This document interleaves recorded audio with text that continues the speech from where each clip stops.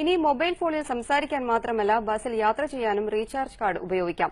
കോട്ടയം ജില്ലയിലെ ഒരു കൂട്ടം സ്വകാര്യ ബസ്സുകളാണ് യാത്രക്കാർക്കായി റീചാർജിംഗ് സംവിധാനം ഒരുക്കിയിരിക്കുന്നത്.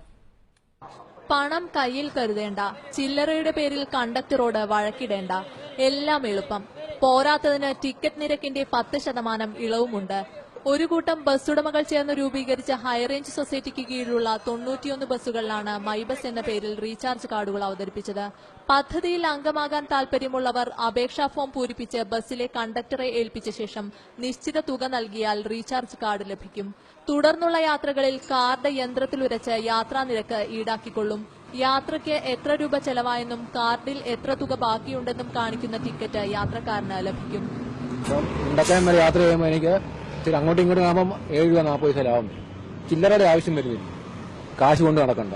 കോട്ടയത്ത് നിന്നും ചങ്ങനാശ്ശേരിയിൽ നിന്നും എരുമേലി, കട്ടപ്പന, മണിമല, റാന്നി, പത്തനംതിട്ട തുടങ്ങിയ പ്രദേശങ്ങളിലേക്ക് പോകുന്ന ബസ്സുകളിലാണ് ഈ സേവനം ലഭിക്കുന്നത്. യാത്രക്കാരുമായുള്ള അസ്വാരസ്യങ്ങളും ഉടക്കുകളും നമുക്ക് ഇതിൽ നിന്നും മാറും. ചില്ലറയാണ് ഇപ്പോഴത്തെ ഏറ്റവും വലിയ വിഷയം.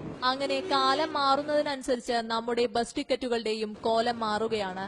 ഏഷ്യാനെറ്റ് ന്യൂസ്, കോട്ടയം.